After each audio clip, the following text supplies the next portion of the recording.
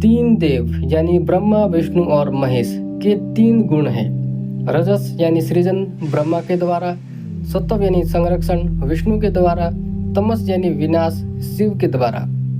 Point 1, यदि कुछ बनाया जाता है तो संरक्षण और विनाश की आवश्यकता होगी। यदि कुछ भी निर्मित नहीं हुआ है तो संरक्षित या नष्ट करने के लिए कुछ भी नहीं चाहिए। इसीलिए जब सृजन होता है तो चीजें आती है, उसे संरक्षित करने के लिए या नष्ट करने के लिए विष्णु या शिव का होना जरूरी है।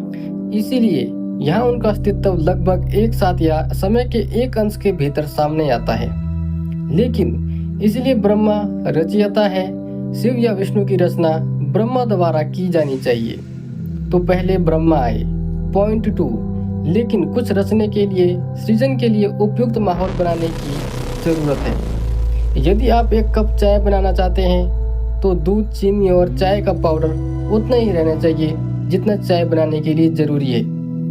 चाय बनाते समय अगर दूध दही में बदल जाए या चीनी कार्बन में, तो इसका मतलब है कि आप चाय नहीं बना रहे हैं, आप कुछ और बना रहे हैं। तो हम कह सकते हैं कि सृष्टि या ब्रह्मा तब अस्तित्व में आएंगे जब विष्णु होंगे, लेकिन जब विष्णु अस्तित्व में आए तो वही सृष्टि हुई। तो पहले ब्रह्मा या विष्णु कौन आया? पॉइंट नंबर 3, लेकिन जब सृजन होता है तो ऊर्जा और पदार्थ एक अवस्था से दूसरी अवस्था में परिवर्तित हो जाते हैं, क्योंकि आप शून्य से कुछ नहीं बना सकते। तो पहले विनाश हुआ, फिर सृजन। जब विनाश होता है तो रक्षा नहीं होती।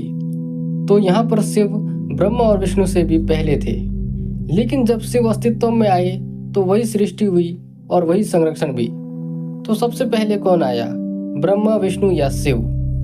पॉइंट 4, तो यह एक विरोधाभास है।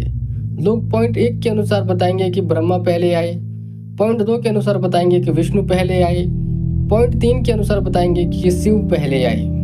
लेकिन सच तो यह है कि ये एक दूसरे पर निर्भर है। एक ऐसी अवस्था होगी जहाँ कोई गुण भी नहीं होंगे, बिना किसी गुण के पदार्थ होते हैं और अक्सर गुण पदार्थ या प्राणियों के साथ गढ़े जाते हैं।